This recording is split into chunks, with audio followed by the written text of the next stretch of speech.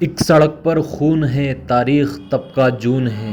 एक उंगली है पड़ी और उस पे जो नाखून है, जिसमें इसका है कहाँ, मर गया के था ही ना। कौन थे वो लोग जिनके हाथ में थी लाठियाँ, कौन थे वो लोग जिनके हाथ में थी लाठियाँ। दोस्तों, नवीन चौरे की यह सवाल उठाती पंक्तियाँ आज हमारे देश की तल्ख हकीकत बयान करती है और हुक्मरानों से साफ गोई से सवाल पूछती है। रकबर खान, अलीमुद्दीन अंसारी, मोहम्मद इखलाक, तबरेज़ अंसारी, पहलू खान, जूना अखाड़े के महाराज कल्प वृक्षगिरी, सुशील गिरी महाराज, कन्हैया लाल भील, तस्लीम अंसारी। दोस्तों, नाम की फहरिस्त बहुत लंबी है। यह उन लोगों के नाम हैं जिन्हें हमारे आज़ाद लोकतांत्रिक भारत देश में भीड़ हिंसा का शिकार होना पड़ा। दोस्तों, यह सभी मॉब लिंचिंग का शिकार हुए लोग हैं। किसी के घर के फ्रिज में रखे खाने को देखकर उसे मार डालना, किसी दाढ़ी टोपी वाले शख्स को नारा ना लगाने की बिना पर मार डालना, किसी गरीब मजलूम को केवल इसलिए मार डालना क्योंकि वो एक धर्म विशेष का था, किसी बूढ़े साधु को शक की बिना पर जान से मार देना। दोस्तों, ऐसी घटनाएं हमारे देश में आज आम सी हो चुकी हैं। कानून को हाथ में लेती इस भीड़ को किसी की परवाह नहीं होती, ना इसे किसी मजलूम को लहू लुहान करते हुए रहम आता है और ना ही इसे अपराध के बाद होने वाली कार्रवाई का डर होता है, क्योंकि यह जानती है कि हिंदुस्तान में आज तक किसी भीड़ को सज़ा नहीं हुई, या फिर इन्हें इस बात का आश्वासन होगा कि चाहे जैसे भी कृत्य ये कर ले, सत्ता में बैठे हुक्मरान इसे सज़ा नहीं होने देंगे। दोस्तों, आप समझ गए होंगे हम बात कर रहे हैं मॉब लिंचिंग की। उत्तर प्रदेश के दादरी में इखलाक की जान लेने से चला यह सिलसिला आज मध्य प्रदेश के इंदौर में चूड़ी बेचने वाले तस्लीम अंसारी और नीमच के एक आदिवासी कन्हैया लाल भील तक पहुंच गया है। इस दरमियान हमने कितनी ही ऐसी बेरहम हत्याएं देखी हैं जो लोगों की एक भीड़ ने बड़ी आसानी से अंजाम दे दी, और इस घिनौने अपराध में शामिल मुख्य आरोपियों को किस तरह हुकूमतों और हुक्मरानों का संरक्षण मिला, हम इस बात से अच्छी तरह से वाकिफ़ हैं। आपको एक और मुख्य बात बताता चलूं कि न्यूज़ आउटलेट दी वायर और हिंदुस्तान टाइम्स की रिपोर्ट के मुताबिक 2010 से अब तक भीड़ हिंसा में मारे जाने वाले लोगों में से 86% लोग मुसलमान हैं। ये वही लोग हैं जिन्होंने सन 1947 में मौलाना अबुल कलाम आज़ाद की जामा मस्जिद से दी गई तकरीर कि तुम हिजरत के मुकद्दर नामे से फ़रार की ज़िंदगी मत गुजारो को मानकर हिंदुस्तान को अपना वतन अजीज़ माना था। यह वही लोग हैं जो ज़िंदा रहते हुए इस देश की मिट्टी को नमाज में सजदा करते वक्त चूमा करते हैं और जब मर जाते हैं तो इसी मुल्क की मिट्टी में मिल जाते हैं। बहरहाल, हम अपनी इस रिपोर्ट में वजह जानने की कोशिश करेंगे कि आखिर यह भीड़ ऐसा क्यों करती है, आखिर वह क्या कारण है जिसने इस भीड़ को लोगों को इस निर्ममता से मारने की छूट दे रखी है। हरतोष सिंह बाल, एक सीनियर पॉलिटिकल जर्नलिस्ट, ने एक इंटरनेशनल न्यूज़ आउटलेट को अपने इंटरव्यू में बताया था कि इस भीड़ को एक क्लियर सेंस होता है कि जो ये भीड़ कर रही है वो सही है और पुलिस उसमें मदाखलत नहीं करेगी।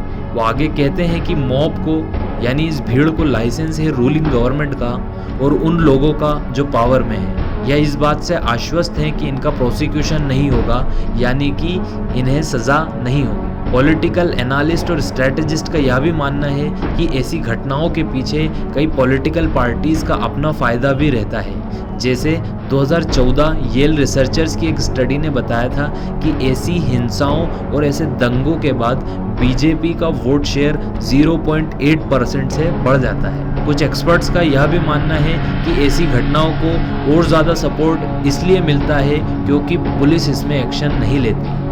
जैसे centre for the studies of developing societies in India नाम की एक ऑर्गेनाइजेशन ने इंडिया की पुलिस के रवैये या फिर पुलिस के एटीट्यूड पर एक सर्वे किया था, जिसका रिजल्ट चौंकाने वाला था। उसमें यह पता लगा कि इंडिया की आधी से ज़्यादा पुलिस फोर्स को यह लगता है कि Muslims are prone to crime, यानी कि मुसलमान अपराध के लिए प्रवृत्त है, यानी कि मुसलमान अपराधी ही है।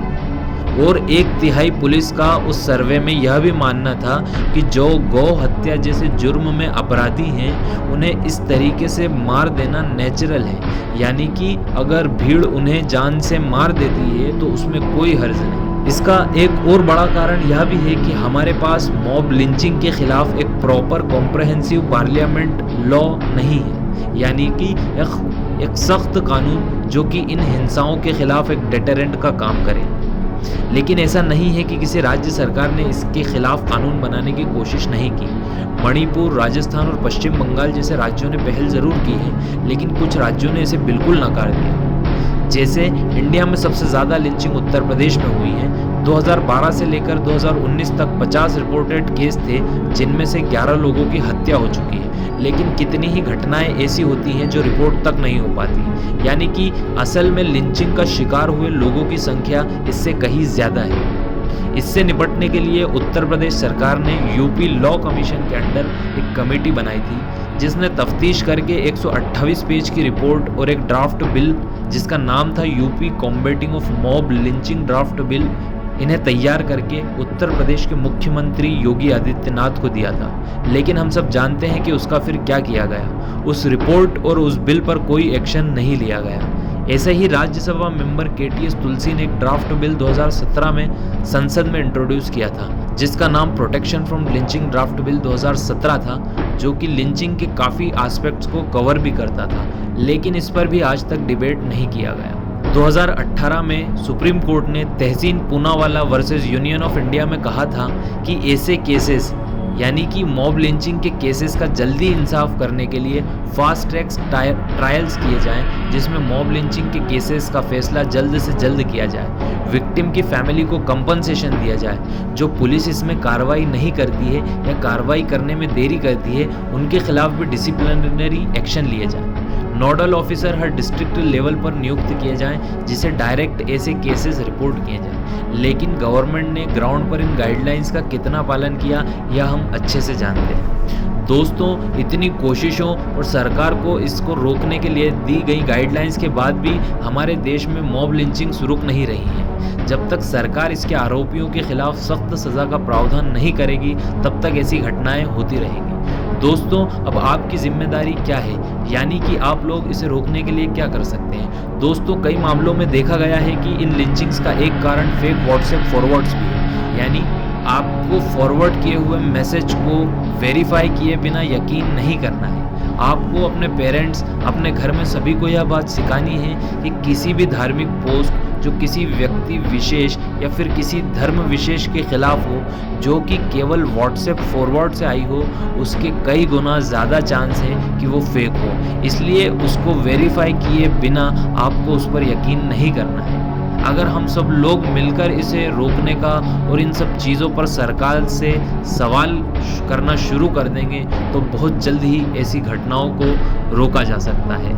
आखिरी में मार्टिन लूथर किंग की एक बहुत इंटरेस्टिंग ऑब्जर्वेशन जो कि मॉब लिंचिंग से रिलेटेड है, वो मैं आपको बताना चाहूँगा। उन्होंने कहा था कि law can not make you love him, but it can definitely keep you away from lynching. यानी कि कानून आपको उससे प्यार करने के लिए मजबूर नहीं कर सकता, लेकिन आपको उसे भीड़ हिंसा में मार देने से ज़रूर दूर रख सकता है। आपसी सौहार्द और भाईचारा बना रहना चाहिए। धन्यवाद।